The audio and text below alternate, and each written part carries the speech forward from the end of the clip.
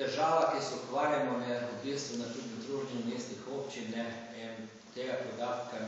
mi imamo zdaj nek sestanek, kako bomo sploh to spremljali namennosti. To, kar se tu dogaja, je popolno nelogično. Ene občine grejo to, da zdaj bojo pač spremenili grejeno javno dobro, mogoče pa ideja, da vse damo državi, pa ne se samo računo, se konc konca, se vse to javno uporaba, ker je pa še so hlepna isto, da jaz talim, da je ta davk nekaj si bil potreben, da pa izvedbe slabo, da izvedbe mora voliti se neplačnike,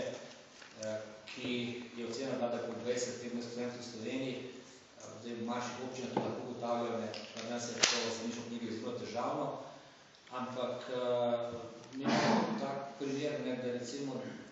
NUSZ, ki bi plačevala vojska, so zdaj vtili, da ne plačati, pa se ima kar račun vzeli. To da pravim, glede tega Gursa in kako bo šlo tem neprečnim davkom znam povedati, zdaj smo povabljeni, da bomo tudi mi v ustavno pritožbo, kot so nekateri že šli, nekatere občine, naša odločitev, da bomo to šli samo pod pogojem, da se bo združenje mestnih občin to odločilo, da bomo šli po celoti. Tako da, ne šlo kaj reči, da ne šlo sporočimo.